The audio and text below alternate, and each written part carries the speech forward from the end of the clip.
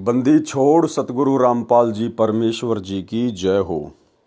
परम पिता परमात्मा सारी सृष्टि के रचनहार कुल मालिक असंख्य ब्रह्मांडों के स्वामी जगत गुरु तीनों लोकों में प्रवेश करके सबका भरण पोषण करने वाले राजाधिराज आत्माधार नाथों के नाथ देवों के देव महादेव सर्वेश्वर महेश्वर मृत्युंजय अजरो अमर आदि अनादि सनातनी प्रभु जगत पिता जगदीश्वर श्री श्री 1008 की उपाधि के वास्तविक अधिकारी अकाल मूरत शब्द स्वरूपी राम वासुदेव सर्वगतम ब्रह्म परम पूज्य प्रथम पूज्य परम संत परम पुरुष परम धनी परम दयालु सत्य कबीर हक्का कबीर अल्लाहु कबीर अल्लाहु अकबर बाखबर अल्लाह ताला जगत के तारणहार जगत के मुक्तिदाता जगत के जगन्नाथ हारे के सहारे हिंदुओं के राम मुसलमानों के अल्लाह सिखों के वाहिगुरु ईसाइयों के मसीह दया के सागर दयानिधि करुणा के सागर करुणानिधि स्वयंभू परिभू संकट मोचन कष्ट हरण मंगल करण दुख भंजन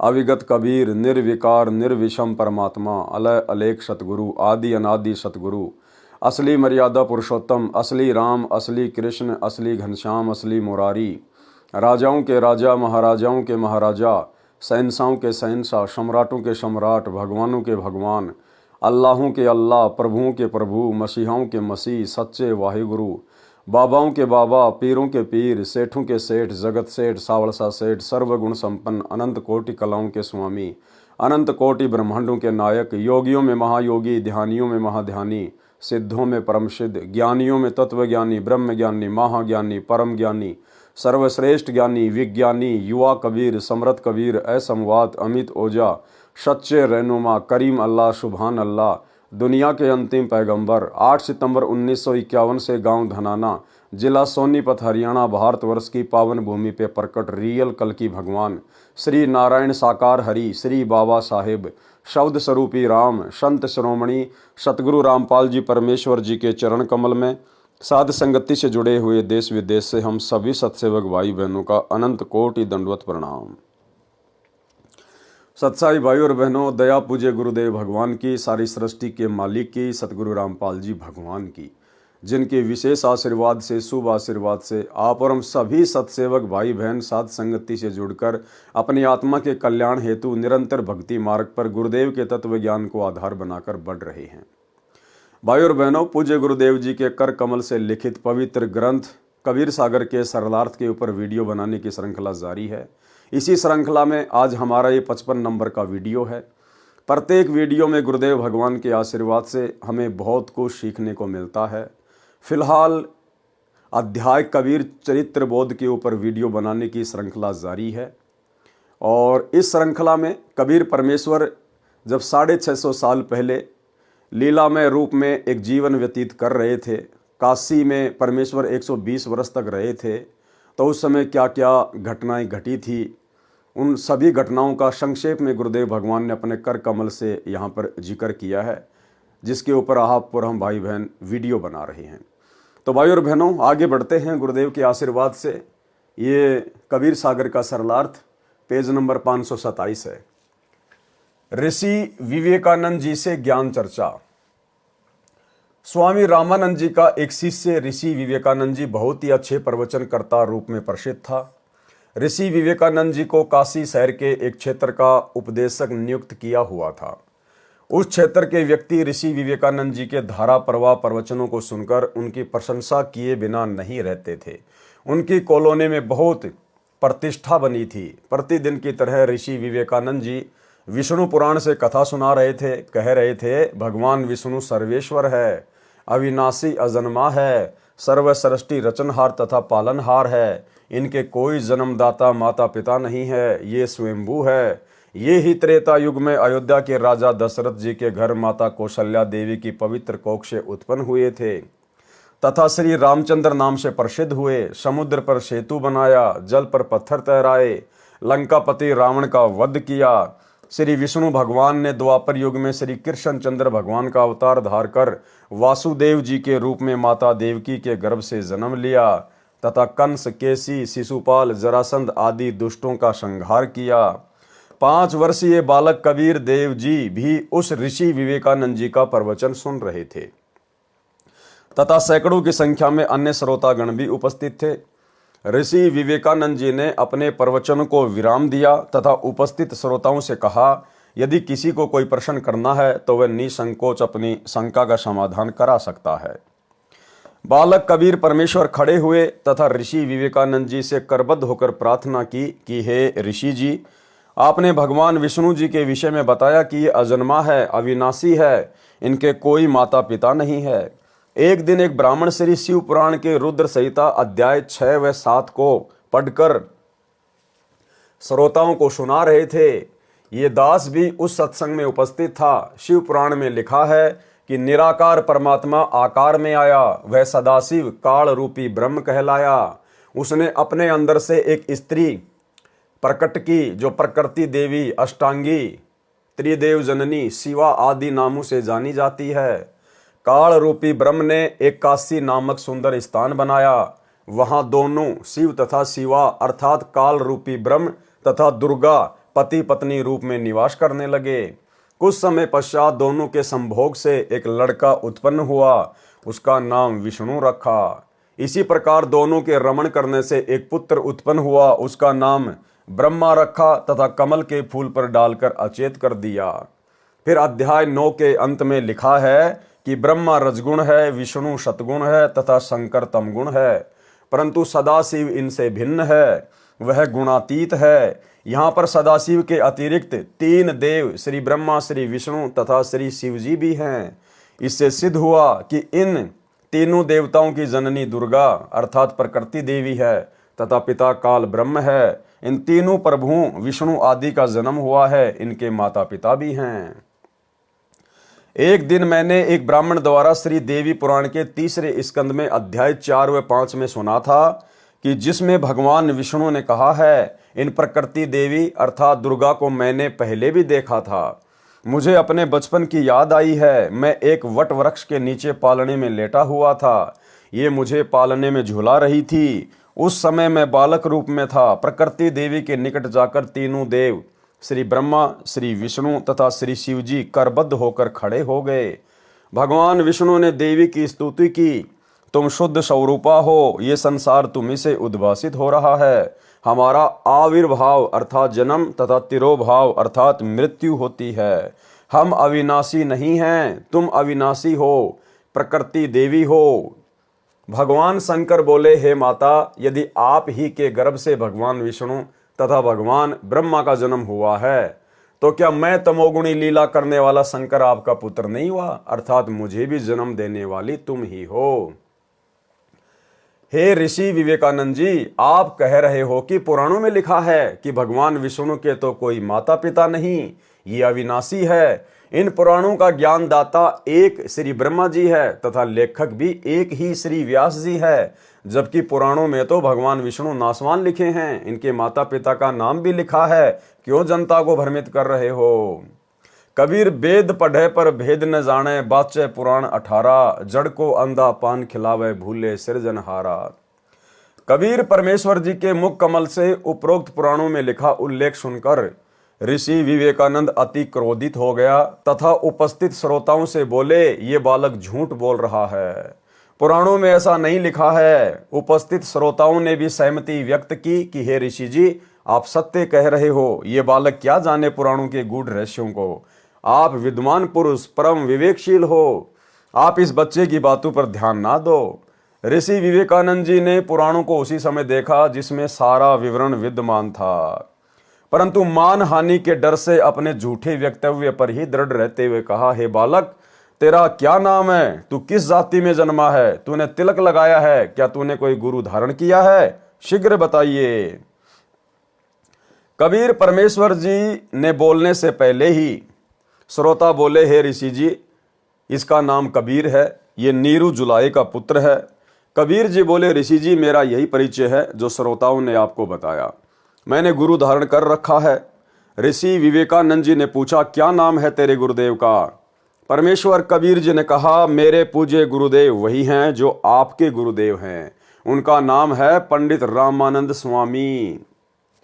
जुलाहे के बालक कबीर परमेश्वर जी के मुख कमल से स्वामी रामानंद जी को अपना गुरु जी बताने से ऋषि विवेकानंद जी ने ज्ञान चर्चा का विषय बदलकर परमेश्वर कबीर जी को बहुत बुरा भला कहा तथा श्रोताओं को भड़काने व वास्तविक विषय भुलाने के मकसद से कहा, देखो रे भाइयों, ये कितना झूठा बालक है। ये मेरे पूज्य गुरुदेव श्री श्री 1008 स्वामी रामानंद जी को अपना गुरु जी कह रहा है।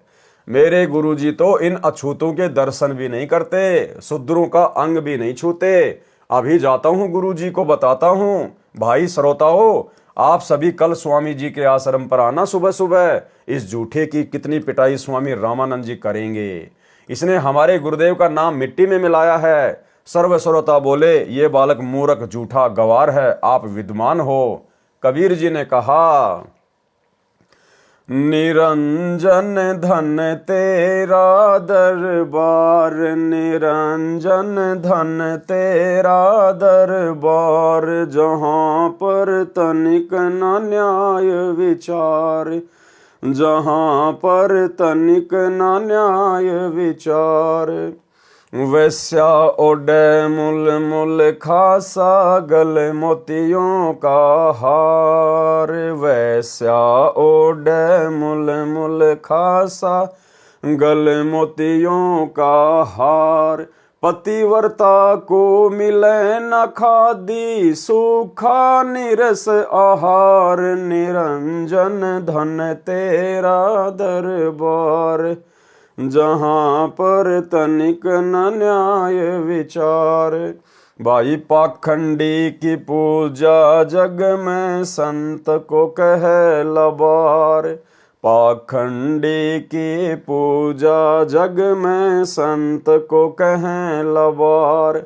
अज्ञानी को परम विवेकी, ज्ञानी को मूढ़ गवार, निरंजन धन तेरा दरबार, जहाँ पर तनिक न न्याय विचार। कहें कबीर सुनो भाई साधो, सब उल्टा व्यवहार, कहें कबीर सुनो भाई साधो, सब उल्टा व्यवहार।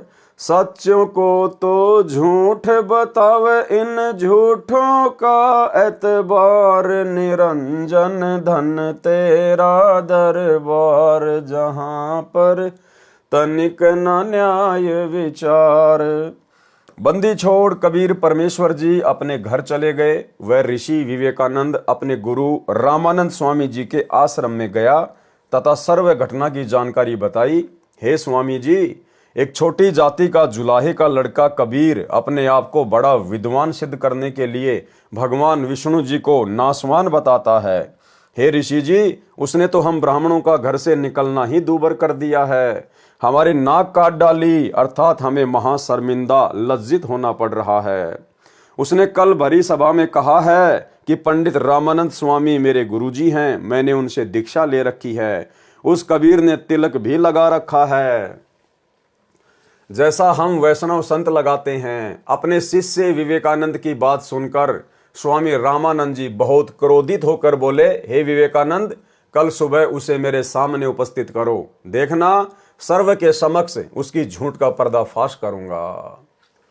कबीर जी द्वारा स्वामी रामानंद जी के मन की बात जानना, ये सारी लीला कबीर परमात्मा अपनी प्यारी आत्मा श्री रामानंद जी को शरण में लेने के लिए कर रहे थे, क्योंकि यही पंडित रामानंद जी की आत्मा त्रेता युग में और सतयुग में जब परमेश्वर आए थे, एक पूरा जीवन उन्होंने लीला में जिया था। उस समय उनके मुंह बोले पिता की भूमिका निभाई थी, इसलिए परमेश्वर ने इस प्यारी आत्मा को अपनी शरण में लेना था और इस घटना के माध्यम से परमेश्वर आगे इसको अपनी शरण में लेंगे।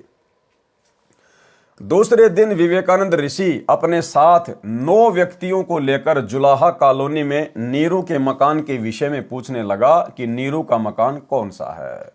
क्या लिख रहे हैं भाई और बहनों, ध्यान देना शब्दों पर। 9 व्यक्तियों को लेकर दूसरे दिन पंडित विवेकानंद 9 अन्य व्यक्तियों को लेकर जुलाहों की कॉलोनी में गया कबीर परमात्मा को लेने के लिए। अब भाइयों और बहनों, कौन जानता है कहाँ लिखा हुआ कि 9 व्यक्ति गए थे, लेकिन यहाँ पर कौन लिख रहे हैं ये बात? पूज्य गुरुदेव भगवान। ये स्वयं कबीर परमात्मा है इनसे कुछ भी छुपा हुआ नहीं है, इनको सृष्टि का दाने दाने का ज्ञान है।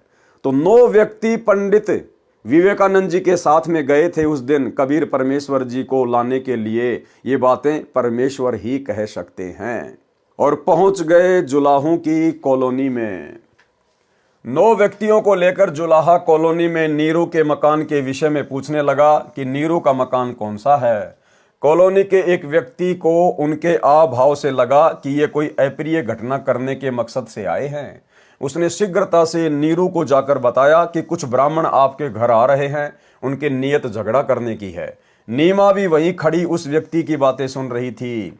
उसी समय वे ब्राह्मण गली में नीरू के मकान की ओर आते दिखाई दिए।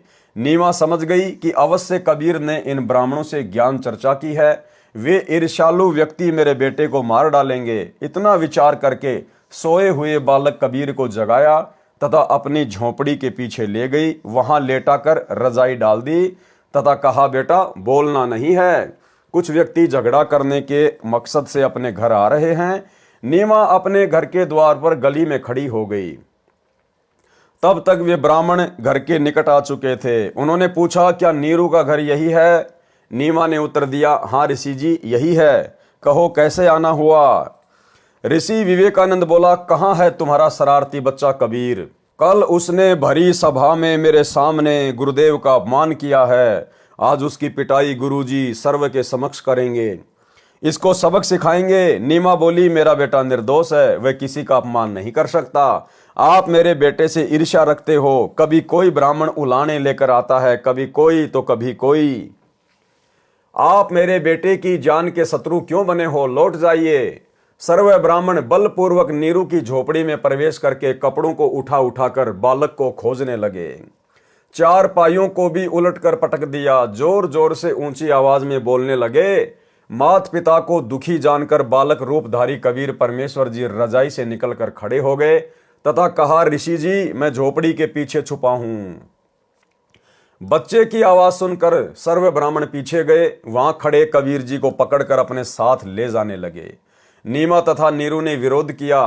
नीमा ने बालक कबीर जी को सीने से लगा कर कहा, मेरे बच्चे को मत ले जाओ, मत ले जाओ। ऐसे कहकर रोने लगी।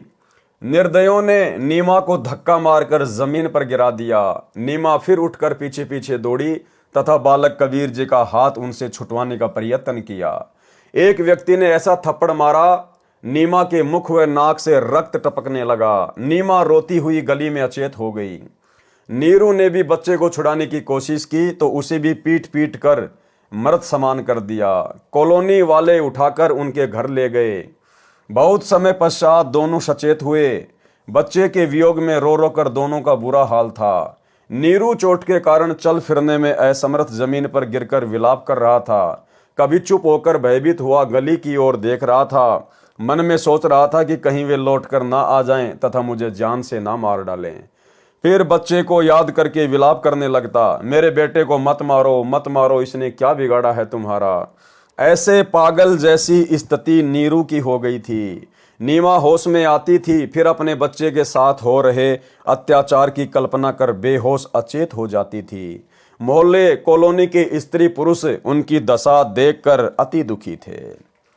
अब भाई और बहनों, कहने को तो वो पंडित थे, पंडित रामानंद जी के शिष्य थे, दुनिया में ज्ञान प्रचार किया करते थे और उनका स्वभाव, उनके आचार विचार गुंडे मवालियों जैसे। ये स्थिति भाई और बहनों वर्तमान में सतलोक आश्रम मैनेजमेंट हरियाणा की है, गुरुदेव के लड़का लड़कियों की है, कोऑर्डिनेटरों की है।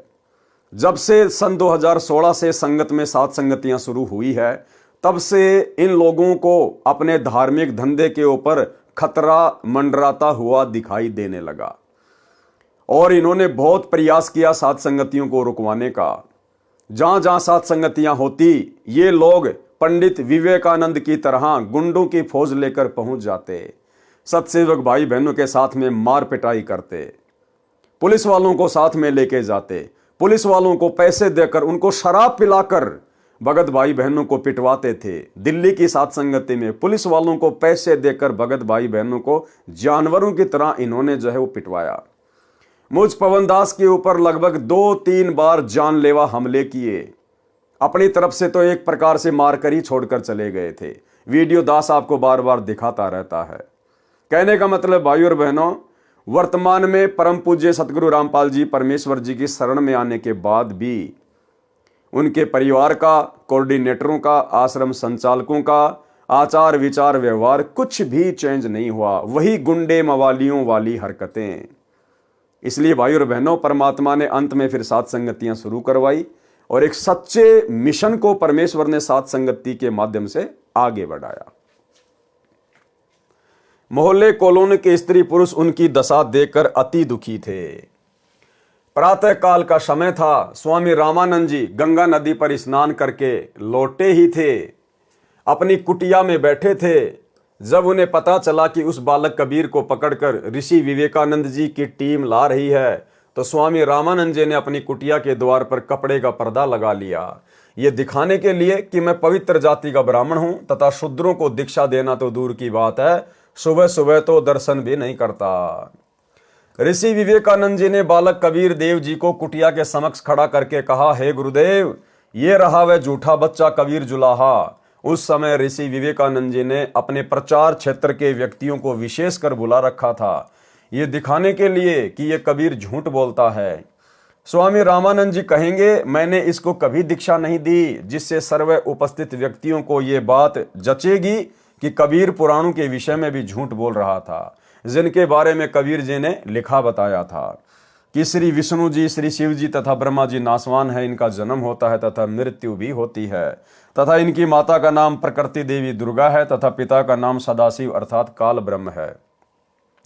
जिन हाथों से कबीर परमेश्वर को पकड़ कर लाए थे, उन सर्व व्यक्तियों ने अपने हाथ मिट्टी से रगड़ रगड़ कर धोए तथा सर्व उपस्थित व्यक्तियों के समक्ष बाल्टी में जल भरकर स्नान किया। सभी वस्त्र जो शरीर पर पहन रखे थे वे भी कूट कूट कर धोए।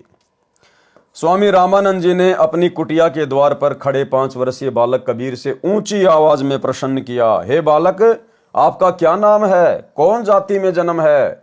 आपका भक्ति पंथ मार्ग कौन सा है?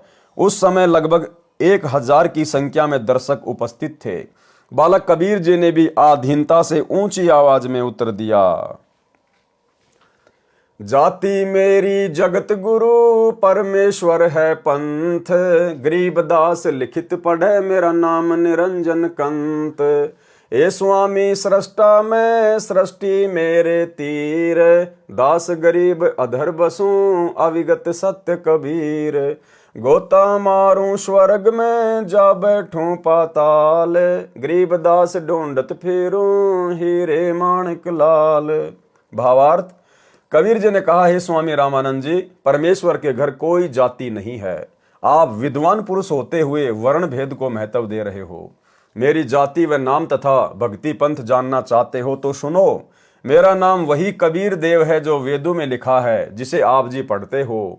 मैं वह निरंजन माया रहित कंत सर्व का पति अर्थात सबका स्वामी हूँ।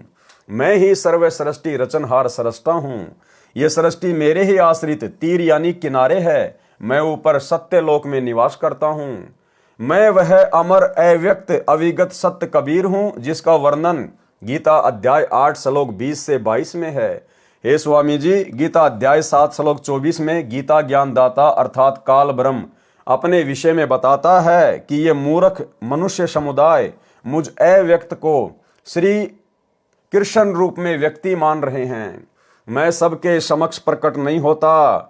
ये मनुष्य समुदाय मेरे इस अश्रेष्ठ अटल नियम से अपरिचित है। गीता अध्याय 7 श्लोक 25 में कहा है कि मैं गीता ज्ञानदाता अपनी योग माया अर्थात सिद्धि शक्ति से छिपा हुआ अपने वास्तविक रूप में सबके समक्ष प्रत्यक्ष नहीं होता। ये अज्ञानी जन समुदाय मुझ श्री कृष्ण व राम आदि की तरह माता से जन्म लेने वाले प्रभु को तथा अविनाशी जो अन्य अव्यक्त परमेश्वर है उसको नहीं जानते। हे स्वामी रामानंद जी, गीता अध्याय 7 श्लोक 24-25 में गीता ज्ञानदाता काल ब्रह्म क्षर पुरुष ने अपने को अव्यक्त कहा है। ये प्रथम अव्यक्त प्रभु हुआ। अब सुनो दूसरे तथा तीसरे अव्यक्त प्रभुओं के विषय में। गीता अध्याय 8 श्लोक 18-19 में गीता ज्ञानदाता ने अपने से अन्य अव्यक्त परमात्मा का वर्णन किया है। कहा है, ये सर्व चराचर प्राणी दिन के समय अव्यक्त परमात्मा से उत्पन्न होते हैं, रात्रि के समय उसी में लीन हो जाते हैं। यह जानकारी काल ब्रह्म ने अपने से अन्य अव्यक्त प्रभु पर ब्रह्म अर्थात अक्षर ब्रह्म के विषय में दी है। यह दूसरा अव्यक्त अविगत प्रभु हुआ। तीसरे अव्यक्त अविगत परमात्मा अर्थात परम अक्षर ब्रह्म के विषय में गीता अध्याय 8 श्लोक 20 से 22 में कहा है कि जिस अव्यक्त प्रभु का गीता अध्याय 8 श्लोक 18-19 में वर्णन किया है वह पूर्ण प्रभु नहीं है, वह भी वास्तव में अविनाशी प्रभु नहीं है, परंतु उस अव्यक्त जिसका विवरण उपरोक्त श्लोक 18-19 में है उससे भी अति परे दूसरा जो सनातन अव्यक्त भाव है वह परम दिव्य परमेश्वर सब भूतों यानी प्राणियों के नष्ट होने पर भी नष्ट नहीं होता।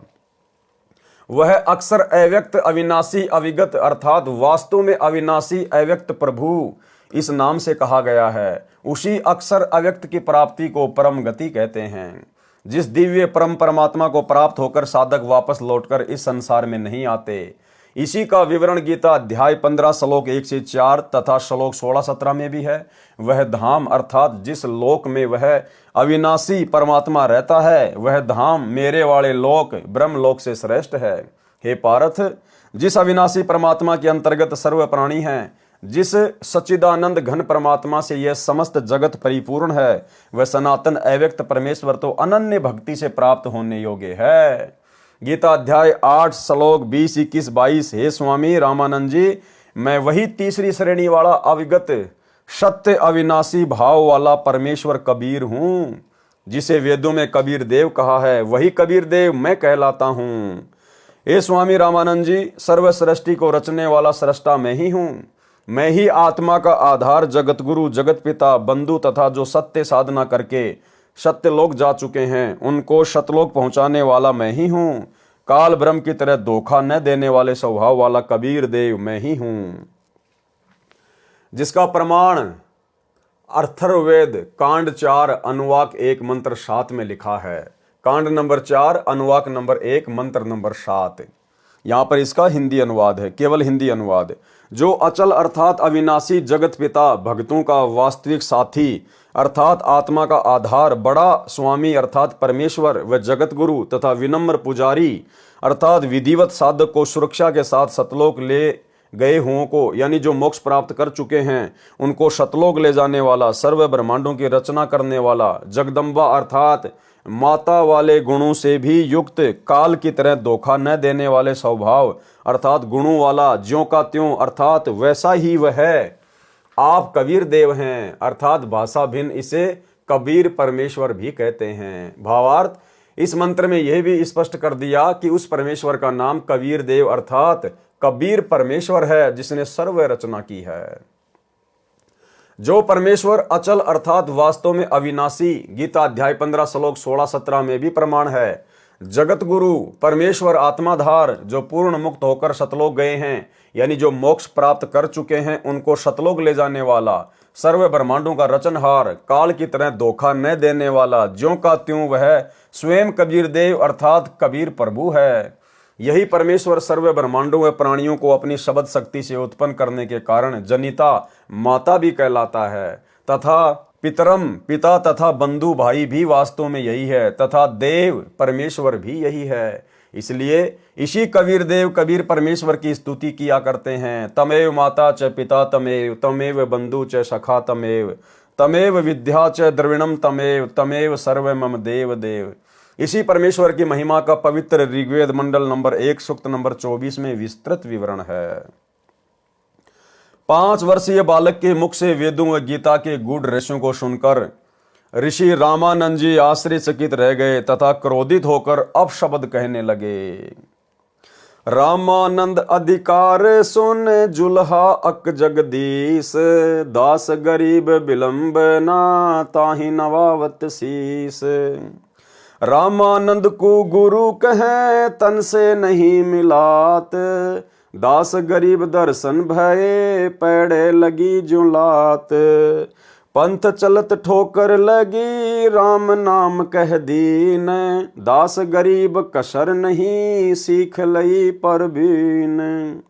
आड़ा पर्दा लाए कर रामानंद भुजंत, दास गरीब कुलंग छवि अधर डाक कुदंत। कौन जाति कुल पंथ है कौन तुम्हारा नाम, दास गरीब आधीन गति बोलत है बलि जाऊं।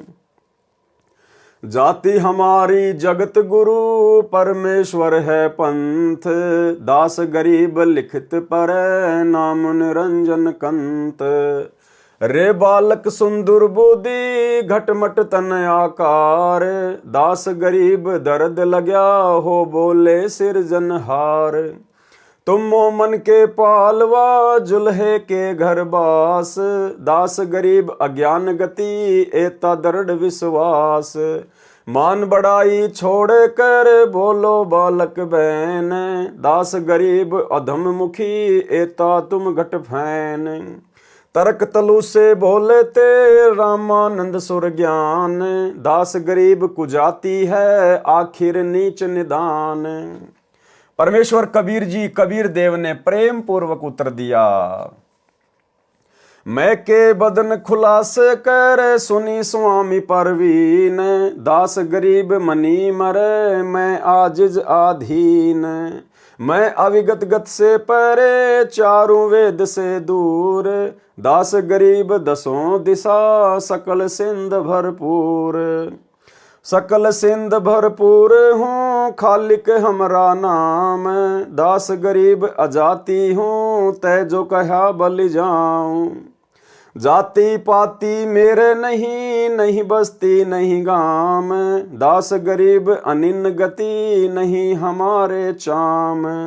नाद बिंद मेरे नहीं नहीं गुदा नहीं गात, दास गरीब शब्द सजा नहीं किसी का साथ। सब संगी बिछरू नाही आदि अंत बहु जाई, दास गरीब सकल बसूं बाहर भीतर माही। ए स्वामी सृष्टा में सृष्टि हमारे तीर, दास गरीब अधर बसूं अविगत सत्य कबीर। पौमी धरनी आकाश में मैं व्यापक सब ठोर, दास गरीब न दूसरा हम समतुल नहीं और। हम दासन के दास हैं कर्ता पुरुष करीम, दास गरीब अवधूत हम ब्रह्मचारी सीम। सुन रामानंद राम हम मैं बावन नरसिंह, दास गरीब कली कली हम ही से कृष्ण अभंग। हम ही से इंद्र कुबेर है ब्रह्मा विष्णु महेश, दास गरीब धर्म ध्वजा धरणी रसातल शेष। सुन स्वामी सतभाख हूँ झूठ न हमरे रिंच, दास गरीब हम रूप बिना और सकल परपंच। गोता लाऊं स्वर्ग से फिर बैठूं पाताल, गरीब दास ढूंढत फिरूं हीरे माणिक लाल। इस दरिया कंकर बहुत लाल कहीं कहीं ठाव, गरीब दास माणिक चुगे हम मुरजीवा नाव। मुरजीवा माणिक चुगे कंकर पत्थर डारी, दास गरीब डोरी अगम उतरो शब्द आधार। स्वामी रामानंद जी ने कहा, अरे कुजात अर्थात शूद्र, छोटा मुंह बड़ी बात, तू अपने आप को परमात्मा कहता है, तेरा शरीर हाड़ मांस व रक्त निर्मित है।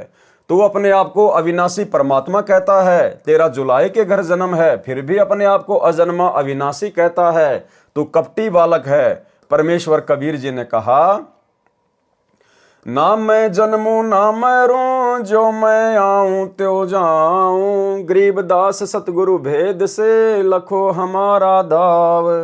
सुन रामानंद राम मैं मुझसे ही बावन नरसिंह, दास गरीब युग युग हम से ही हुए कृष्ण अभंग। भावार्थ, कबीर जी ने उत्तर दिया, हे रामानंद जी, मैं न तो जन्म लेता हूँ न मृत्यु को प्राप्त होता हूँ। मैं 84 लाख प्राणियों के शरीरों में आने, जन्म लेने व जाने, मृत्यु होने के चक्कर से भी रहित हूँ। मेरी विशेष जानकारी किसी तत्वदर्शी संत सतगुरु से ज्ञान को सुनकर प्राप्त करो। गीता अध्याय 4 श्लोक 34 तथा यजुर्वेद अध्याय 40 मंत्र 10 व 13 में वेद ज्ञानदाता स्वयं कह रहा है कि उस पूर्ण परमात्मा के तत्व वास्तविक ज्ञान से मैं अपरिचित हूं। उस तत्व ज्ञान को तत्वदर्शी संतों से सुनो, उन्हें दंडवत प्रणाम करो, अति विनम्र भाव से परमात्मा के पूर्ण मोक्ष मार्ग के विषय में ज्ञान प्राप्त करो। जैसी भक्ति विधि से तत्वदर्शी संत बताए वैसे साधना करो।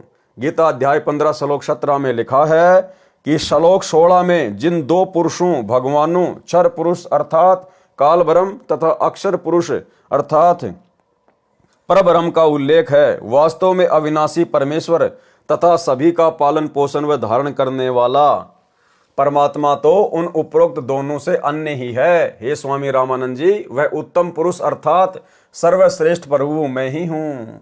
इस बात को सुनकर स्वामी रामानंद जी बहुत क्षुब्ध हो गए तथा कहा कि रे बालक, तू निम्न जाति का और छोटा मुंह बड़ी बात कर रहा है, तू अपने आप भगवान बन बैठा। बुरी गालियां भी दी।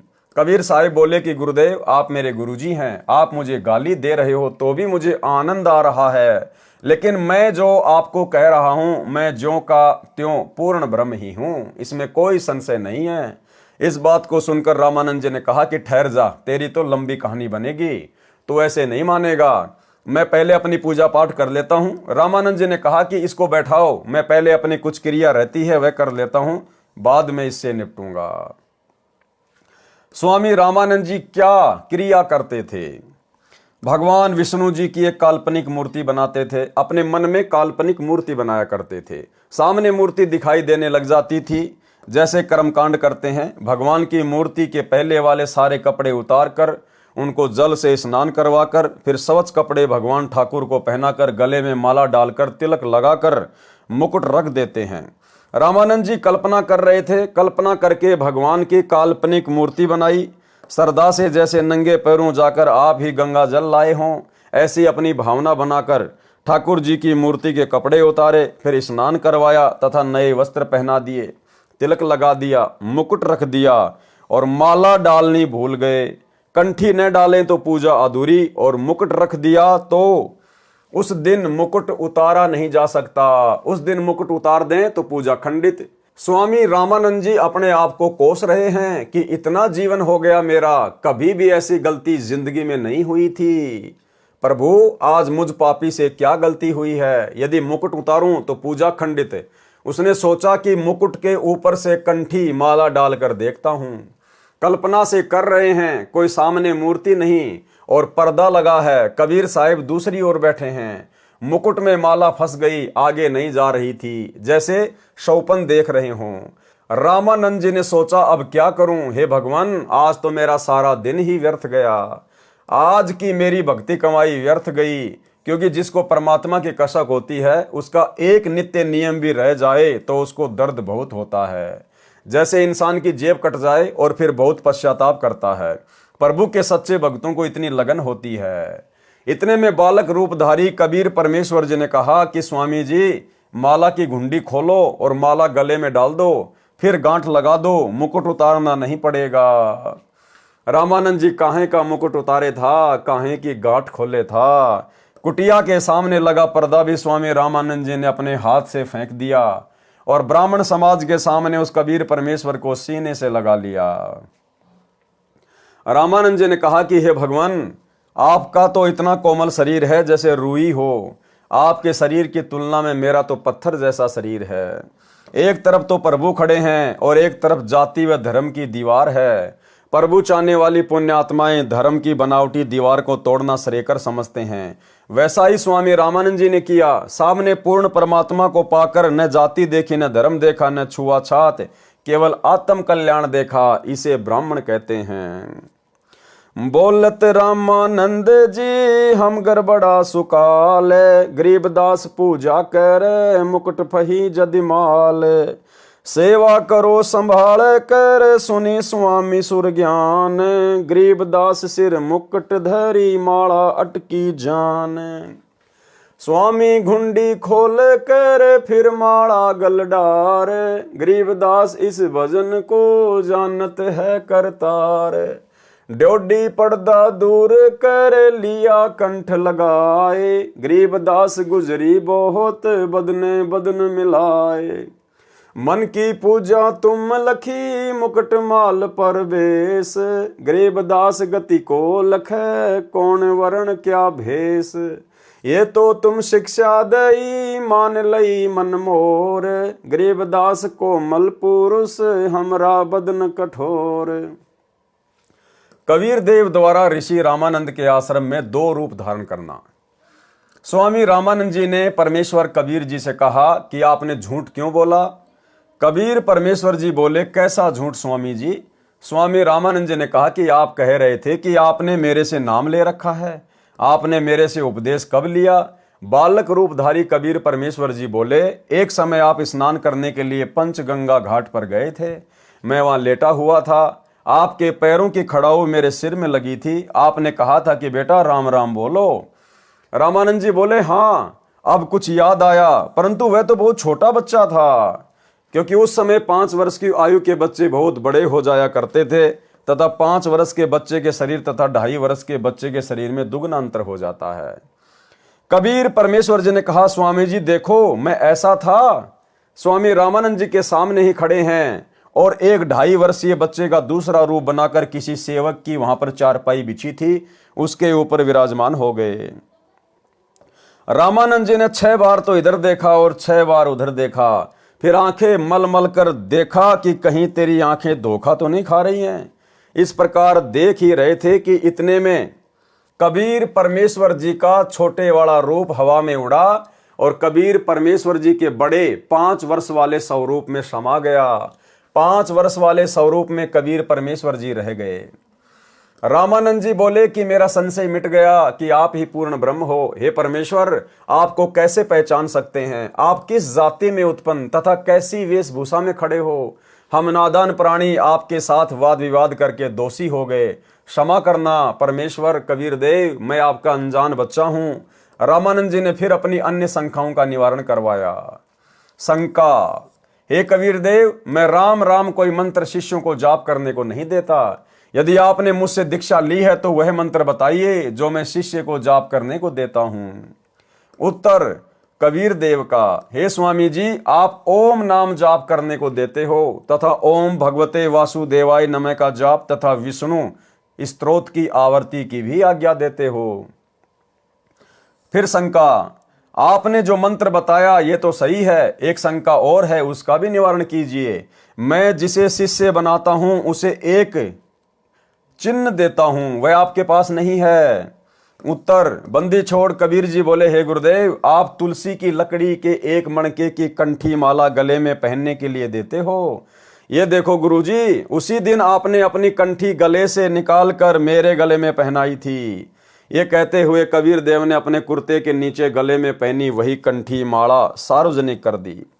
रामानंद जी समझ गए ये कोई साधारण बच्चा नहीं है, ये प्रभु का भेजा हुआ कोई तत्वदर्शी आत्मा है, इससे ज्ञान चर्चा करनी चाहिए। चर्चा के विषय को आगे बढ़ाते हुए स्वामी रामानंद जी बोले, हे बालक कबीर, आप अपने आप को परमेश्वर कहते हो, परमात्मा ऐसा अर्थात मनुष्य जैसा थोड़े है।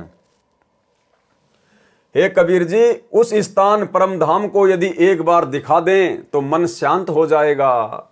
मैं वर्षों से ध्यान योग अर्थात हठ योग करता हूं। मैं समाधिस्थ होकर आकाश में बहुत ऊपर तक सैर कर आता हूं। परमेश्वर कबीर जी ने कहा, हे स्वामी जी, आप समाधिस्थ होइए।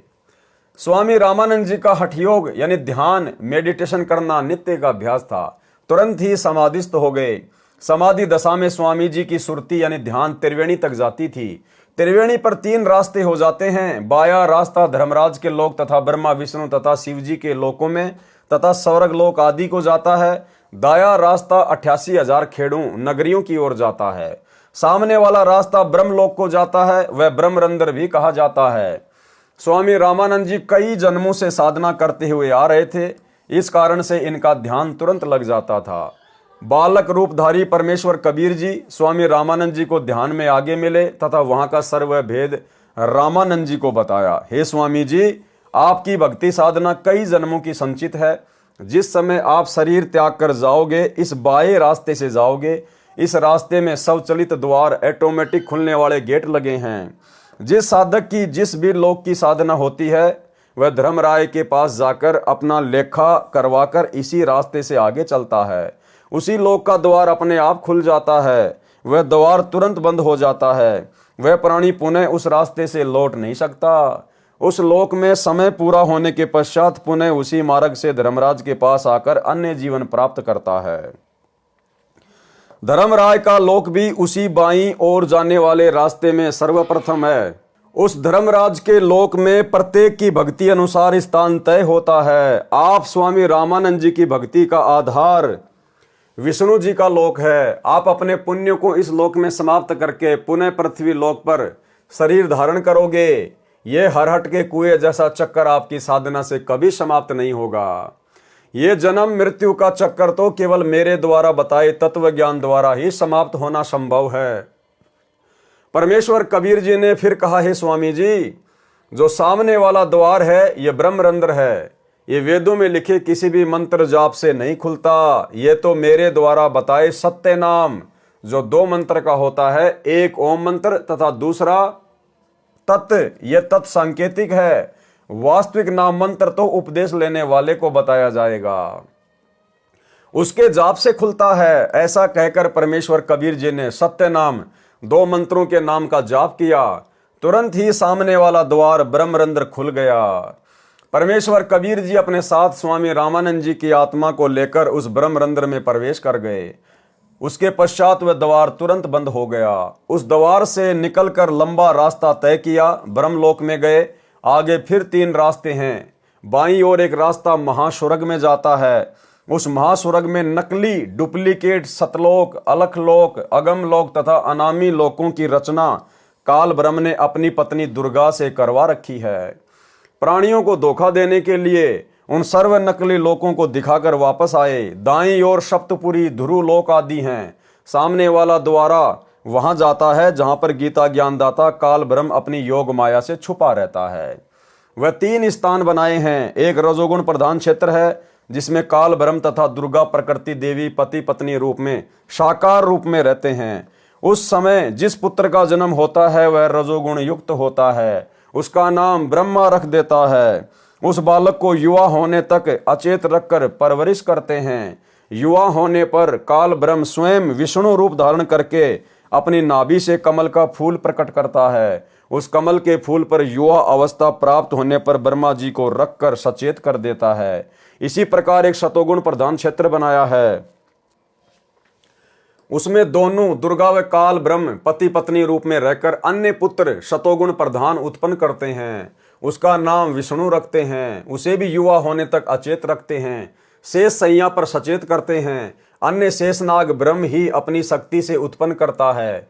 इसी प्रकार एक तमोगुण प्रधान क्षेत्र बनाया है। उसमें वे दोनों दुर्गा तथा काल ब्रह्म पति पत्नी व्यवहार से तमोगुण प्रधान पुत्र उत्पन्न करते हैं। उसका नाम शिव रखते हैं। उसे भी युवा अवस्था प्राप्त होने तक अचेत रखते हैं। युवा होने पर तीनों को सचेत करके इनका विवाह प्रकृति दुर्गा द्वारा उत्पन्न 3 लड़कियों से करते हैं। इस प्रकार ये काल ब्रह्म अपना सृष्टि चक्र चलाता है। परमेश्वर कबीर जी ने स्वामी रामानंद जी को वह रास्ता दिखाया तथा 21वें ब्रह्मांड में फिर 3 रास्ते हैं। बाईं ओर फिर नकली सतलोक, अलखलोक, अगमलोक तथा अनामी लोक की रचना की हुई है। दाईं ओर 12 भक्तों का निवास स्थान बनाया है जिनको अपना ज्ञान प्रचारक बनाकर जनता को शास्त्र विरुद्ध ज्ञान पर आधारित करवाता है। सामने वाला द्वार तपतशिला की ओर जाता है जहां पर यह काल ब्रह्म 1 लाख मानव शरीरधारी प्राणियों के सूक्ष्म शरीरों को तपाकर उनसे मैल निकाल कर खाता है। उस काल ब्रह्म के उस लोक के ऊपर एक द्वार है जो परब्रह्म अक्षर पुरुष के 7 संग ब्रह्मांडों में खुलता है।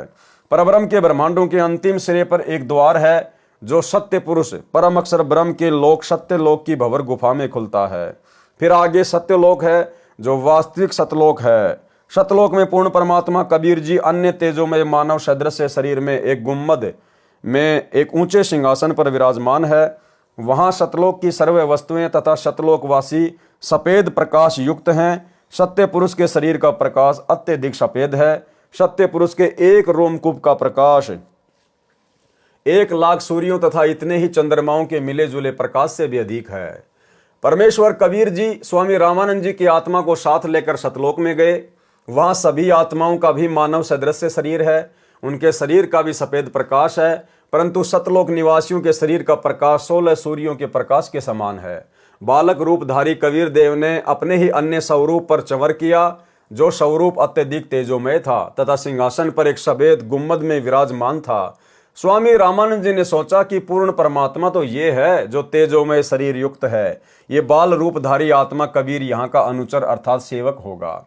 स्वामी रामानंद जी ने इतना विचार ही किया था, उसी समय सिंहासन पर विराजमान तेजोमय शरीर युक्त परमात्मा सिंहासन त्याग कर खड़ा हो गया तथा बालक कबीर जी को सिंहासन पर बैठने के लिए प्रार्थना की। नीचे से रामानंद जी के साथ गया बालक कबीर जी उस सिंहासन पर विराजमान हो गए तथा वह तेजोमय शरीरधारी प्रभु बालक के सिर पर श्रद्धा से चंवर करने लगा। रामानंद जी ने सोचा, यह परमात्मा इस बच्चे पर चंवर करने लगा, यह बालक यहाँ का नौकर सेवक नहीं हो सकता। इतने में तेजोमय शरीर वाला परमात्मा उस बालक कबीर जी के शरीर में समा गया। बालक कबीर जी का शरीर उसी प्रकार उतने ही प्रकाश युक्त हो गया जितना पहले सिंहासन पर बैठे पुरुष परमेश्वर का था। इतनी लीला करके स्वामी रामानंद जी की आत्मा को वापस शरीर में भेज दिया। महर्षि रामानंद जी ने आंखें खोलकर देखा तो बालक रूपधारी परमेश्वर कबीर जी को सामने ही बैठा पाया। महर्षि रामानंद जी को पूर्ण विश्वास हो गया कि यह बालक कबीर जी ही परम अक्षर ब्रह्म अर्थात वासुदेव कुल का मालिक है। दोनों स्थानों ऊपर सत्यलोक में तथा नीचे पृथ्वीलोक में यहाँ पर स्वयं ही लीला कर रहा है। यही परम दिव्य पुरुष अर्थात आदि पुरुष है। सतलोक में जहाँ पर यह है परमात्मा मूल रूप में निवास करता है, वह सनातन परम धाम है।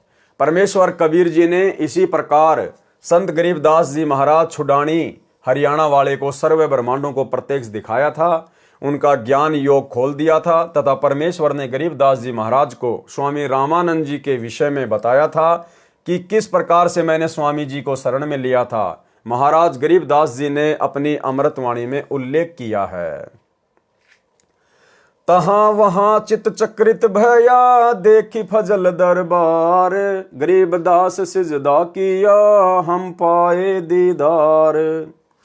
बोलत रामानंद जी सुन कबीर करतार, गरीबदास सब रूप में तुम ही बोलनहार। दहू ठोर है एक तो भया एक से दोए, गरीबदास हम कारणे उतरे हो मगजोए। तुम साहिब तुम संत हो तुम सतगुरु तुम हंस, गरीबदास तुम रूप बिना और न दूजा अंश। तुम स्वामी मैं बाल बुद्धि भरम कर्म किए नाश, गरीबदास निज ब्रह्म तू हमरे दर्द विश्वास। सुन बे सुन से तुम परे उर से हमरे तीर, गरीबदास सरभंग में अविगत पुरुष कबीर। कोटि कोटि सिजदा किए कोटि कोटि प्रणाम, गरीबदास अनहद अधर हम पर से तुम धाम। बोले रामानंद जी सुनो कबीर सुभान, गरीबदास मुक्ता भये उदरे पिंड अरु प्राण। उपरोक्त वाणी का भावार्थ, सत्यलोक में तथा काशी नगर में पृथ्वी पर दोनों स्थानों पर परमात्मा कबीर जी को देखकर स्वामी रामानंद जी ने कहा है, कबीर परमात्मा आप दोनों स्थानों पर लीला कर रहे हो। आप ही निज ब्रह्म अर्थात गीता अध्याय 15 श्लोक 17 में कहा है कि उत्तम पुरुष अर्थात वास्तविक परमेश्वर तो क्षर पुरुष काल ब्रह्म तथा अक्षर पुरुष परब्रह्म से अन्य ही है। वही परमात्मा कहा जाता है जो तीनों लोकों में प्रवेश करके सबका धारण पोषण करता है। वह परम अक्षर ब्रह्म आप ही हैं। आप ही की शक्ति से सर्व प्राणी गति कर रहे हैं। मैंने आपका वह सनातन परम धाम आंखों देखा है तथा वास्तविक अनहद धुन तो ऊपर सत्य लोक में है। ऐसा कहकर स्वामी रामानंद जी ने कबीर परमेश्वर के चरणों में कोटि कोटि प्रणाम किया तथा कहा, आप परमेश्वर हो, आप ही सतगुरु तथा आप ही तत्वदर्शी संत हो, आप ही हंस तथा नीर खीर को भिन्न भिन्न करने वाले सच्चे भगत के गुणों युक्त हो। कबीर भगत नाम से यहाँ पर प्रसिद्ध हो। वास्तव में आप परमात्मा हो, मैं आपका भगत, आप मेरे गुरु जी। परमेश्वर कबीर जी ने कहा, हे स्वामी जी, गुरु जी तो आप ही रहो, मैं आपका शिष्य हूँ। ये गुरु परंपरा बनाए रखने के लिए अति आवश्यक है। यदि आप मेरे गुरुजी के रूप में नहीं रहोगे तो भविष्य में संत व भगत कहा करेंगे कि गुरु बनाने की कोई आवश्यकता नहीं है। सीधा ही परमात्मा से ही संपर्क करो। कबीर ने भी गुरु नहीं बनाया था। यानी भाई और बहनों, पंडित रामानंद जी ने जब ऊपर नीचे सब कुछ देख लिया कि भाई कबीर जी के अलावा और कोई परमात्मा नहीं है और सतलोक के अलावा और कोई मुक्ति धाम नहीं है। 104 वर्ष की आयु पंडित रामानंद जी की और कबीर परमेश्वर जी की 5 वर्ष की लीला में आयु।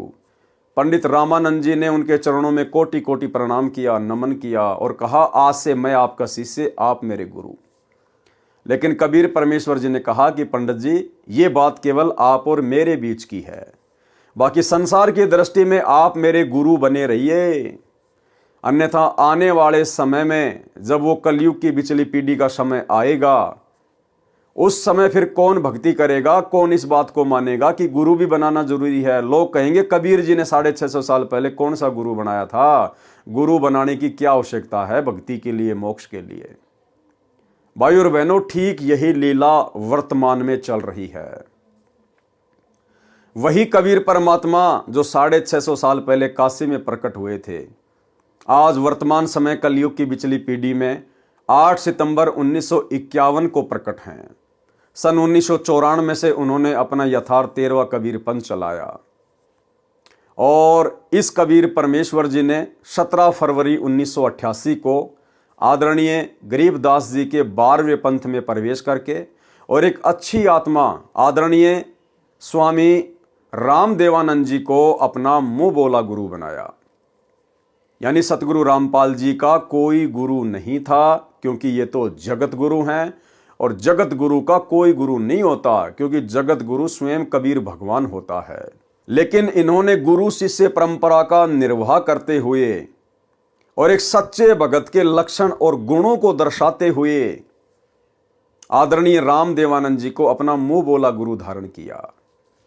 ये बात हम सत्सेवक भाई बहन तो पिछले 8-10 वर्षों से संगत को वीडियो बनाकर समझाते आए रहे हैं, लेकिन इसका सबसे बड़ा प्रमाण आपको स्वयं पूज्य गुरुदेव सतगुरु रामपाल जी परमेश्वर जी के कलयुगी छोटे बेटे मनोज के मुख से भी सुनाते हैं। मनोज ने कहा कि जब मैं छोटा सा था उस समय मुझे मेरे पिताजी ने, सतगुरु रामपाल जी ने दादा गुरु जी से नाम दिलवाया। मैं अपने पिताजी सतगुरु रामपाल जी के साथ में दादा गुरु जी के पास जाता था, सेवा करता था, आश्रम में जाता था। एक दिन मेरे पिताजी मुझे दादा गुरु जी के पास लेकर गए। जैसे हम वहां पहुंचे तो पता चला कि दादा गुरु जी विश्राम कर रहे थे।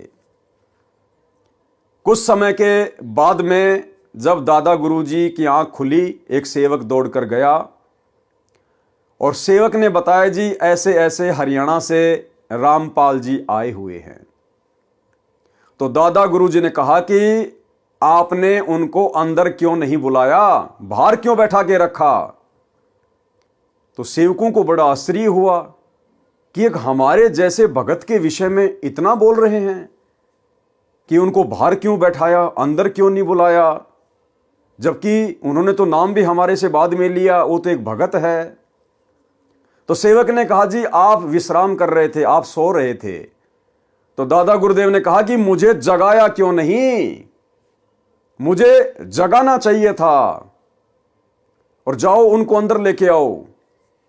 सेवक गया, सेवक ने सारी बात बताई और जब गुरुदेव भगवान अंदर गए अपने कलयुगी बेटे मनोज के साथ में, तो मनोज अपने इंटरव्यू में कह रहा है कि मैंने देखा कि दादा गुरुजी अपनी चारपाई से खड़े होने का प्रयास कर रहे थे गुरुजी को देखते ही, लेकिन गुरुजी ने एक अच्छे शिष्य की भूमिका निभाते हुए तुरंत उनके चरणों में दंडवत प्रणाम किया और उनके चरणों में ही बैठ गए।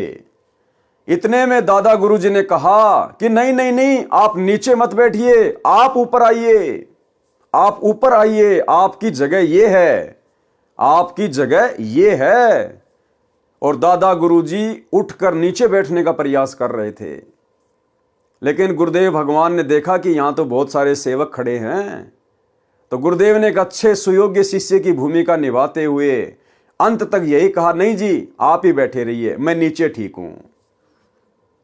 अंत में दादा गुरुदेव ने कहा कि आप कम से कम चारपाई पर तो बैठिए, लेकिन गुरुदेव भगवान ने एक अच्छे शिष्य की भूमिका निभाते हुए उनके चरणों में ही बैठना स्वीकार किया और एक टक दादा गुरुजी सतगुरु रामपाल जी के चेहरे की तरफ देखते रहे।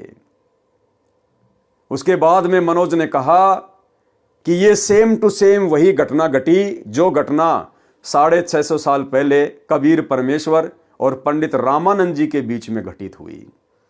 यानी भाइयों और बहनों, ठीक है, सतगुरु रामपाल जी का कलयुगी परिवार, सतलोक आश्रमों से जुड़े हुए भाई बहन, कोऑर्डिनेटर, ये आज भी सतगुरु रामपाल जी को कबीर परमात्मा नहीं मानते हैं। आज भी ये इन्हें पूर्ण परमात्मा नहीं मानते हैं। अगर मानते तो फिर सतगुरु रामपाल जी के रहते सहते वो दाढ़ी मूछ वाली कबीर जी की समझे जाने वाली फोटो को परमात्मा मानकर ये जून के महीने में उसका कबीर प्रकट दिवस ना मनाते।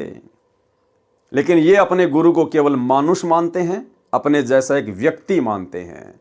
और भगवान कबीर आज भी उस दाढ़ी मूछ वाली कबीर जी की मुर्दा फोटो को ही मानते हैं। तो आप जी मनोज के मुख से ये छोटा सा इंटरव्यू सुनिए जो आपके विश्वास को दृढ़ करेगा और आपको विश्वास अवश्य होगा कि हाँ, मेरे पूज्य गुरुदेव सतगुरु रामपाल जी परमेश्वर स्वयं कबीर परमात्मा हैं और ये सेम टू सेम वही लीला चल रही है जो लीला परमेश्वर जी ने 650 साल पहले की थी। सुनिए छोटा सा इंटरव्यू। सर, वो दौर चल ही रहा था, आपने इतनी सारी बातें बताई तो बहुत ही अनसुनी बातें हैं और बहुत ही रोचक बातें हैं। ऐसा कोई पल हो जब आपका स्कूल के समय का कोई ऐसी यादगार हो, संत रामपाल जी से जुड़ी हो, आपको याद हो, वो हमारे दर्शकों को बताना चाहेंगे। जब मैं छोटा था तो एक बार मैं स्कूल के लिए तैयार हो रहा था, स्कूल जाने के लिए तैयारी कर ली, ड्रेस वेस पहन ली। तो पिताजी ऊपर एक रूम है, हमारा मकान है, उसके ऊपर रूम है, उस रूम से नीचे आए। मैं बोले कहाँ की तैयारी है? मैं बोला पिताजी पापा जी स्कूल जा रहा हूँ मैं। तो पिताजी बोले अच्छा स्कूल की तैयारी है? माँ जी। मैं बोला चलो दादा गुरु जी के पास चलोगे? मैं बड़ा खुश हुआ, माँ स्कूल से छुट्टी लगेंगे और दादा गुरु जी के पास जाएंगे। तो बड़ी खुशी हुई, माँ हाँ जी चलूंगा चलूंगा। उसके बाद पिताजी ने मम्मी जी को बोला कि इसको तैयार कर दो और 2 जोड़ी कपड़े डाल दो, हम स्वामी रामदेव महाराज जी के पास पंजाब में तलवंडी बाई जा रहे हैं। तो मम्मी जी ने तैयार कर दिया, मैं चल पड़ा पिताजी के साथ। तो हम तलवंडी बाई पहुंचे। उस समय आना जाना क्या साधन से करते थे? उस समय बस से गए थे। उस समय संत रामपाल जी और बस से आना जाना करते थे। अच्छा, संत रामपाल जी बस से गए थे? हाँ, मैं और पिताजी संत रामपाल जी महाराज बस से तलवंडी बाई पहुंचे। तो वो टाइम था लगभग 12-1 बजे का था। 12-1 बजे हुए थे। तो हम तलवंडी बाई, जो स्वामी रामदेव जी महाराज जी के कई आश्रम है, तो वो तलवंडी बाई, मोगा, चुडानी, नजफगढ़, बहुत जगह आश्रम थे स्वामी रामदेव जी महाराज जी के। तो और लाखों की संख्या में स्वामी रामदेव जी महाराज जी के शिष्य भी थे। तो हम तलवंडी बाई पहुंचे आश्रम में। पहुंचने के बाद श्रद्धालु जो वहाँ सेवा कर रहे थे सबसे सत्साई हुई। तो वहाँ बैठे तो दादा गुरुदेव जी के बारे में पूछे, गुरुदेव जी कहाँ है? तो बताए जी वो विश्राम कर रहे हैं कमरे में अंदर। तो जब विश्राम कर रहे थे तो एक श्रद्धालु बोला जी दादा गुरुदेव जी को उठा देते हैं। तो गुरुजी ने मना कर दिया, नहीं, गुरुदेव जी को सोने दो, जब उठेंगे ना तब मिल लेंगे। ठीक है। तो हम गुरुदेव जी और दादा गुरुदेव जी का कमरा था, उससे बाहर बैठ गए। तो बाहर बैठ गए तो हम श्रद्धालु जो वहाँ सेवा कर रहे थे वो चाय ले आया। तो हमने वहाँ बैठकर चाय पी।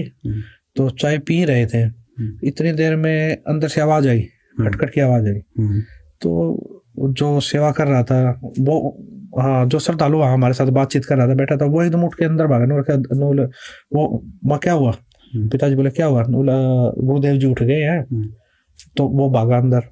तो अंदर गया तो हम बाहर खड़े थे, गुरुदेव जी इंतजार कर रहे थे हम। तो अंदर से जैसे श्रद्धालु ने जाके बताई कि हरियाणा से रामपाल जी आए हैं और उनका लड़का साथ आया है। तो दादा गुरुदेव जी, अंदर से आवाज आ रही अंदर क्यों नहीं बुलाया उनको? दादा गुरुदेव जी में अंदर क्यों नहीं आए, अंदर क्यों नहीं लेके आए आप उनको? अच्छा। वो कह रहा जी आप विश्राम कर रहे थे, उठाया क्यों नहीं मेरे को? अच्छा। आपने उठाया क्यों नहीं? जब वो आए हुए थे तो उठाया क्यों नहीं मेरे को? अंदर क्यों नहीं लेके आए आप? अच्छा। तो एक श्रद्धालु और था, वो भागा आया अंदर से बाहर, बोला जी गुरुदेव जी बुला रहे हैं आपको, अंदर आ जाओ, जल्दी आ जाओ, यानी कि जल्दी ही उसमें आओ। तो गुरुदेव जी बोले, क्या बात हुई? उनको रोका, कुछ बात होगी क्या?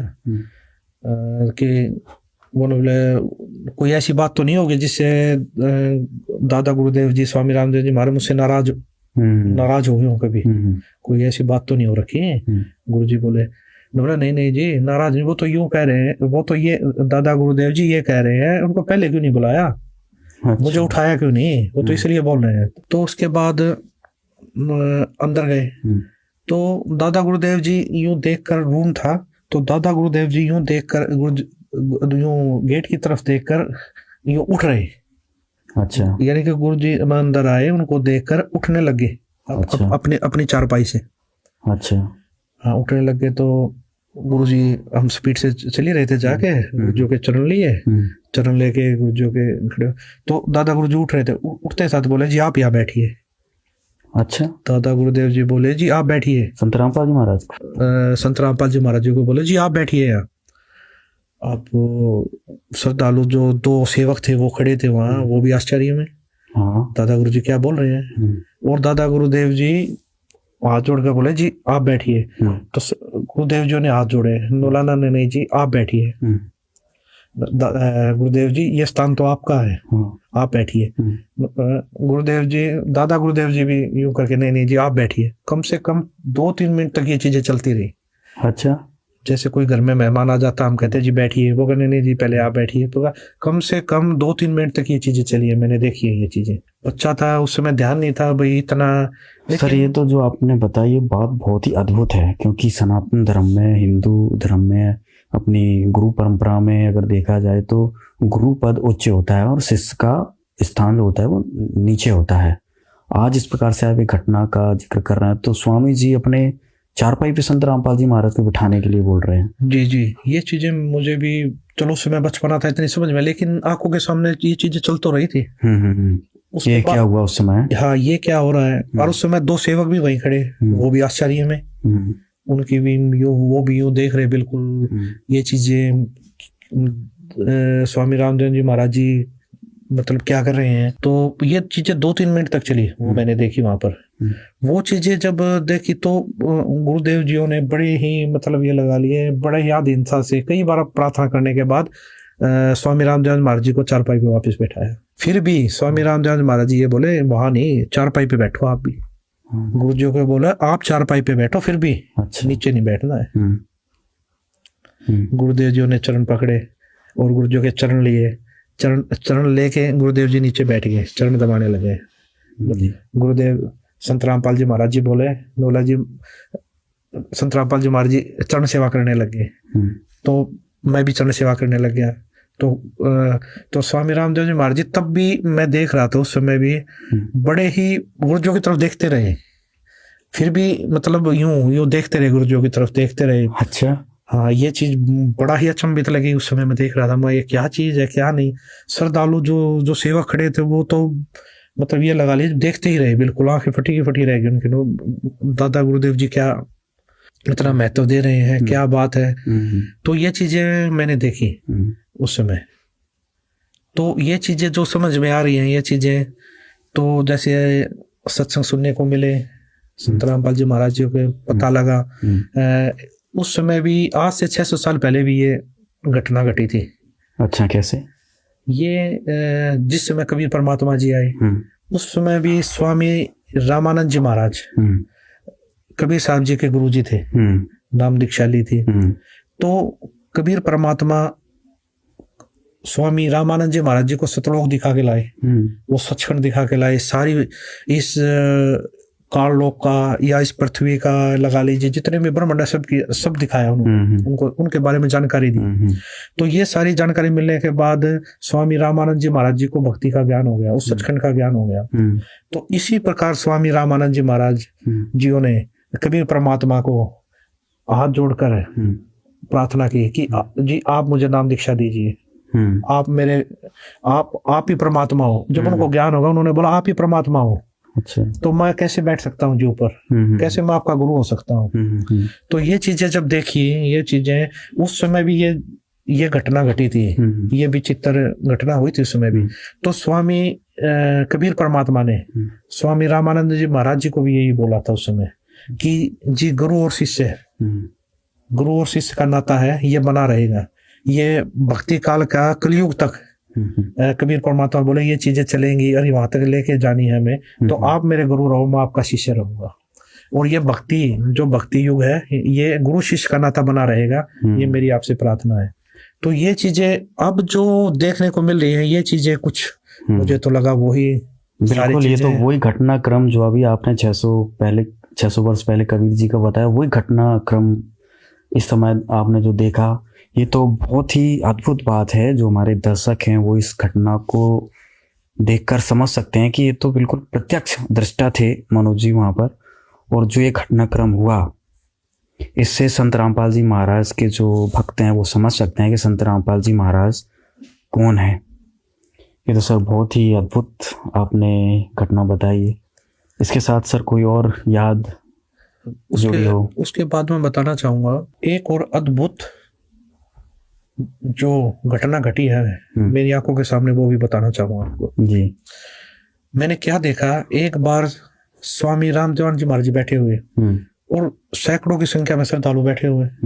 दादा गुरुदेव जी ने संत रामपाल जी महाराज जी को बुलाया। अच्छा। बुलाने के बाद उनको अपने पास बैठाया। अपने पास बैठा के स्वामी रामदेवानंद जी महाराज जी बोले, जितने भी श्रद्धालु वहां बैठे हुए थे, आज के बाद संत रामपाल जी महाराज जी नाम दीक्षा देंगे सभी को। अच्छा जी, मैं नाम दीक्षा नहीं दूंगा आज के बाद, संत रामपाल जी महाराज जी नाम दीक्षा देंगे। और आगे जो भी नाम दीक्षा लेगा वो संत रामपाल जी महाराज जी से नाम दीक्षा ले। अच्छा। स्वामी रामदेवानंद जी महाराज जितने भी श्रद्धालु वहां पर बैठे हुए थे उनके सामने बोला, आज के बाद मैं तुम्हारा गुरु नहीं हूं, आज के बाद आपके गुरु संत रामपाल जी महाराज हैं। आज के बाद यही आप सभी को नाम दीक्षा देंगे। और तो और सबसे विचित्र बात, जिन्होंने मेरे से भी नाम दीक्षा ले रखी है, हाँ। वो दोबारा संत रामपाल जी महाराज जी से नाम दीक्षा ले। अच्छा। ये चीज मैंने अपनी आंखों से देखी, कानों से सुनी। अच्छा। और वहां पर सैकड़ों की संख्या में भगत बैठे थे, उन्होंने भी सुनी। इतना कहकर स्वामी रामदेवानंद जी महाराज जी ने संत रामपाल जी महाराज जी की तरफ देखा और बोले, संत रामपाल जी, आप जी के बराबर इस पृथ्वी पर कोई संत नहीं होगा। और ये चीज एक बार नहीं कही स्वामी रामदेवानंद जी में, दादा गुरुदेव जी ने ये कम से कम सैकड़ों बार बोला है। अच्छा। ये चीजें जहां भी जैसे छुड़ानी धाम में भी बोला। हाँ। छुड़ानी धाम में तो क्या था, नाम दीक्षा लेने के लिए आए श्रद्धालु, दादा गुरुदेव जी बैठे हुए थे। तो गुरुदेव जी बैठे थे, तो गुरुदेव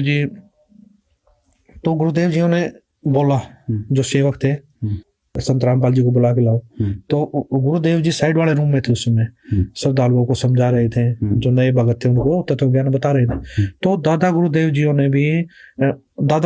ने बुलाया संत रामपाल जी, और बुला लिया था कि सेवक गए, वो बोले जी दादा गुरुदेव जी बुला रहे हैं, गुरुदेव जी बुला रहे हैं। जब गुरु जी आए तो स्वामी जी ने हाथ जोड़ के बोला, आप इनको नाम दीक्षा दीजिए। जब गुरु जी आए तो स्वामी जी ने हाथ जोड़ के बोला, आप इनको नाम दीक्षा दीजिए। जब गुरु जी आए तो स्वामी जी ने हाथ जोड़ के बोला, आप इनको नाम दीक्षा दीजिए। जब गुरु जी आए तो स्वामी जी ने हाथ जोड़ के बोला, आप इनको नाम दीक्षा दीजिए। अच्छा जी, आप इनको नाम उपदेश दीजिए। तो ये चीज मैंने अपनी आंखों से देखी है, एक बार नहीं सैकड़ों बार ये दादा गुरुदेव जी ने बोला है। फिर मेरे जीवन में एक ऐसी घटना घटी, 1992 की बात है, कि मैं एक डीआईजी को लेकर के मधुबन गया हुआ था, पुलिस ट्रेनिंग सेंटर के अंदर। रात को वहाँ ठहरे, मैं सुबह सोकर उठा तो मैंने देखा, मैं चारपाई पर लेटा हुआ, मेरी आंखें खुल गई। तो लेटे लेटे मैं क्या देख रहा हूं कि मेरे पैरों की तरफ उस मकान यानी कमरे में 2 खिड़कियां थी। एक खिड़की में महाराज जी कम से कम 8-10 फीट ऊपर आसमान में बैठे हैं। वो सीन मुझे आज तक याद है। काले रंग के चश्मे लगा रखे थे, लाइनिंग वाला शर्ट, काली पैंट, और ऐसे बैठे हैं जैसे पद्म आसन होता है, हाथ जोड़कर। तो संत रामपाल जी की तरफ 2 पैर दिखाई दे रहे हैं, घुटने से नीचे बिल्कुल लाल रंग के, जैसे सूर्य सुबह निकलता है। तो मैं देख कर डर गया। मैंने अपनी घड़ी देखी, उस द्वार पे एक घड़ी लगी हुई थी, उसको देखा भी 7 बज गए। दूसरी खिड़की से देखा तो शहतूत का पेड़ है, चिड़िया बैठी हैं। लेकिन मैं ये सीन क्या देख रहा हूँ, कम से कम 5 मिनट मैंने सीन को देखा। तो मैं डर गया कि मैंने समझा कि भी कहीं गुरुजी मर गए हैं, उनकी आत्मा मुझे मिलने के लिए आ रही है। और उस समय फ़ोन भी नहीं थे, मैं डीआईजी को बोल भी नहीं सकता था कि मेरा भाई मर गए हैं। तो मैं बहुत चिंतित हो गया। हम 1 बजे मधुबन से रोहतक के लिए चले, हम लोग 3 बजे वहाँ पहुँच गए। मैं गाड़ी खड़ी करके सीधा मकान पे गया, गुरुजी के मकान के ऊपर। तो जाके मैंने देखा गुरुजी ठीक ठाक मिले, मन में शांति हुई। तो गुरुजी ने पूछा भी कैसे आना हुआ आज दिन में, कैसे टाइम मिल गया। तो मैंने घटना के बारे में बताया। मैंने कहा जी मैंने तो ऐसे ऐसे एक घटना देखी सुबह सुबह, मैं डर गया कहीं आप मर ना गए हो। तो महाराज जी ने कहा कि मेरे स्वरूप में कबीर परमेश्वर आए थे और अब आपको भक्ति मिल जाएगी। तो मैंने कहा जी मैं तो ड्रिंक्स वगैरह कर लेता हूँ, वो छूटती नहीं, भक्ति कैसे करूँगा। तो गुरु जी ने कहा जा आज के बाद नहीं पिएगा। तो उनके एक शब्द से ऐसी दीवार खड़ी हो गई कि आज 1992 की बात है, आज 2013 हो गया, यानी लगभग 21 वर्ष हो गए। वो आज तक मैंने शराब को छुआ तक नहीं है। एक दिन संत रामपाल जी करनाल के अंदर एक भगत के घर गए हुए थे और सतगुरु जी ने 3.5 घंटे के लगभग सत्संग किया। जब चलने लगे तो एक औरत ने, जो काफ़ी बुजुर्ग थी, कोई 65 साल के करीब उनकी उम्र रही होगी, उन्होंने कहा कि जी मैं आपसे कुछ बात करना चाहती हूँ। तो गुरु जी ने कहा ठीक है पूछो। तो उसने कहा जी आपने जैसे सत्संग समाप्त किया तो आपके ऊपर से कमल के फूल पर बैठा हुआ सफेद परमात्मा निकल के गया है, मानव सदर्श, और मैं कमल की पंखड़ी को बहुत दूर तक देखते रही ऐसे। तो संत रामपाल जी ने कहा फिर आपकी क्या सलाह है नाम लेने की। तो उसने कहा मैंने तो गुरु बनाया हुआ राधा स्वामी व्यास से, और मैं तो मंदिरों में भी जाती हूँ, देवताओं की पूजा भी करती हूँ। तो महाराज जी ने कहा देखो उनके फूटे भाग, ये सच्चाई को देखकर भी नहीं मान रही हैं। तो फिर हम चल पड़े। उस समय गुरु जी के पास सुमो गाड़ी होती थी, हम दिल्ली साइड में जा रहे थे। मैंने महाराज जी से प्रश्न किया कि महाराज जी परमात्मा का भी अजीब खेल है, जो ढूंढ रहे हैं उनको दर्शन नहीं दे रहे, और जिनको दर्शन दे दिए, जो इनको प्रकट होके बता गए, वे इसको मान नहीं रहे कि परमात्मा की क्या लीला है। तो महाराज जी ने कहा ये बुद्धि से परे का विषय है और इसको आप नहीं समझ पाएंगे। फिर मैंने कहा जी बताओ, दया करो। संत रामपाल जी ने बताया कि ये औरत 600 वर्ष पहले जब कबीर परमेश्वर आए थे उनकी शिष्या थी। इन्होंने लगभग 5-6 महीने भक्ति की, फिर इन्होंने नाम छोड़ दिए। उसी प्रथम मंत्र के प्रभाव से इसको मानवश्री मिलते आ रहे हैं, भक्ति में रुचि है। अब ये समझ रही है कि जो मेरे को छोटा मोटा लाभ मिल रहा है ये देव देवता या मेरा पुराना गुरु दे रहा है, जो उन्होंने बनाया हुआ है, तो डर के मारे नहीं छोड़ना पा रही। तो मैंने फिर प्रश्न किया कि महाराज जी मैंने तो ये पूछा है कि इनको दर्शन क्यों दिए। तो गुरु जी ने कहा, संत रामपाल जी बोले कि परमात्मा किसी की उधार नहीं रखता, ये कल को मरेगी, नरक में जाएगी, वहाँ उसको बड़ा कष्ट होगा। जब आत्मा रोती है तो परमात्मा को आना पड़ता है, मन की नहीं सुनता परमात्मा। तो फिर ये आत्मा वहाँ सवाल करती है कि जी आपकी भक्ति का हमें ज्ञान नहीं था, हमने भक्ति तो बहुत की। तो वहाँ परमात्मा ये सीनरी दिखाएंगे, ये सारी फिल्म दिखाएंगे कि 3-3.5 घंटे मैंने सत्संग सुनाया, आप क्या भक्ति कर रहे हो, इसका क्या लाभ है, मेरी भक्ति क्या है, और जाते समय दर्शन दे दिए। तो परमात्मा ने अपने सिर से भार उतार दिया, पर ये आत्मा बोल नहीं पाएगी, चुप हो जाएगी।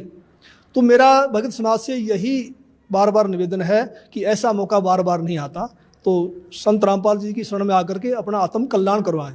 सत साहिब। धन्यवाद आपको। तो भाई और बहनों, आपको विश्वास हो जाना चाहिए कि धरती पर यदि एकमात्र कोई कबीर देव है तो सतगुरु रामपाल जी परमेश्वर हैं, और जिसको ये विश्वास हो जाएगा फिर वो नकली कबीर को नहीं पूजेगा। उस दाढ़ी मूंछ वाली कबीर जी की नकली फोटो को अपने घर पर, अपने दरबार में, अपने लॉकेट में नहीं रखेगा।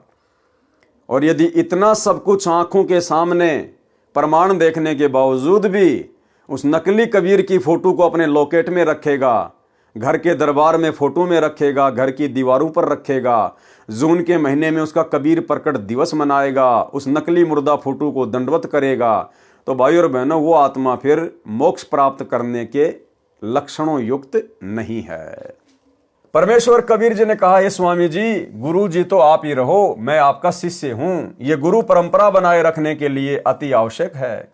यदि आप मेरे गुरु जी रूप में नहीं रहोगे तो भविष्य में संत व भगत कहा करेंगे कि गुरु बनाने की कोई आवश्यकता नहीं है, सीधा ही परमात्मा से ही संपर्क करो। कबीर ने भी गुरु नहीं बनाया था।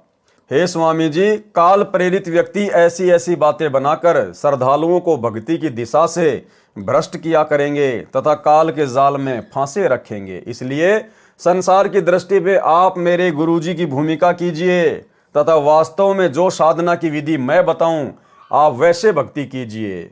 स्वामी रामानंद जी ने कबीर परमेश्वर जी की बात को स्वीकार किया।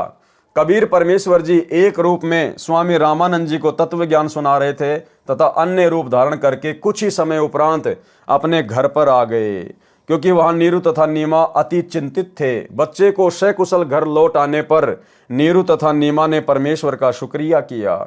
अपने बच्चे कबीर को सीने से लगाकर नीमा रोने लगी तथा बच्चे को अपने पति नीरू के पास ले गई। नीरू ने भी बच्चे कबीर से प्यार किया। नीरू ने पूछा, बेटा आपको उन ब्राह्मणों ने मारा तो नहीं? कबीर जी बोले, नहीं पिताजी, स्वामी रामानंद जी बहुत अच्छे हैं, मैंने उनको गुरु बना लिया है। उन्होंने मुझको सर्व ब्राह्मण समाज के समक्ष सीने से लगाकर कहा है ये मेरा शिष्य है। आज से मैं सर्व हिंदू समाज के सर्व जातियों के व्यक्तियों को शिष्य बनाया करूंगा। माता पिता नीरू तथा नीमा अति प्रसन्न हुए तथा घर के कार्य में व्यस्त हो गए। स्वामी रामानंद जी ने कहा, हे कबीर जी, हम सभी की बुद्धि पर पत्थर पड़े थे, आपने ही अज्ञान रूपी पत्थरों को हटाया है। बड़े पुण्य कर्मों से आपका दर्शन सुलभ हुआ। ये शब्द अगम निगम बोध के पृष्ठ 38 पर लिखा है। मेरा नाम कबीरा, हूं जगत गुरु जाहिरा, तीन लोक में यश है मेरा, त्रिकुटी है अस्ताना, 5 3 हम ही ने कीने, जाते रचा जिहाना, गगन मंडल में बासा मेरा, 9 कमल पर माना, ब्रह्म बीज हम ही से आया, बनी जो मूर्ति नाना, शंखों लहर मेहर की उपजय, बाजय अनहद बाजा, गुप्त भेद वाही को देंगे, शरण हमारी आजा, भाव बंधन से लेऊं छुड़ाई, निर्मल करूं शरीरा, सुर नर मुनि कोई भेद न पावे, पावे संत गभीरा, वेद कतेब में भेद न पूरा, काल जाल जंजाला, कहे कबीर सुनो गुरु रामानंद, अमर ज्ञान उजाला। नेकी सेऊ सम्मन के बलिदान की कथा। तो भाई और बहनों, आज के वीडियो में केवल इतना ही, क्योंकि गुरुदेव के कर कमल से लिखित पवित्र ग्रंथ कबीर सागर के सरलार्थ के ऊपर जो वीडियो बनाए जा रहे हैं और वर्तमान में जो वीडियो बन रहे हैं ये कुछ रोचक कथाओं के ऊपर हैं। तो ये कथाएं हमने गुरुदेव के मुख कमल से अनेकों बार सुनी हुई है और इन कथाओं का जो निष्कर्ष है ये हम पहले के वीडियो में भली भांति समझ चुके हैं। तो वर्तमान में इन रोचक कथाओं को केवल हम गुरुदेव के कर कमल से लिखित होने के कारण हम इनको पढ़ेंगे। इनको पढ़ने मात्र से, इनको सुनने मात्र से भी हम ढेर सारे पुण्य के भागी बनते हैं। तो भाई और बहनों, आज के वीडियो में केवल इतना ही। कल रात्रि 8 बजे फिर से दास के Facebook page Pawan Das is live के ऊपर लाइव जुड़िए एक नए वीडियो के साथ में। तब तक गुरुदेव भगवान हम सबको आज्ञा दें, इजाज़त दें, आशीर्वाद दें। बंदी छोड़ सतगुरु रामपाल जी भगवान की जय हो।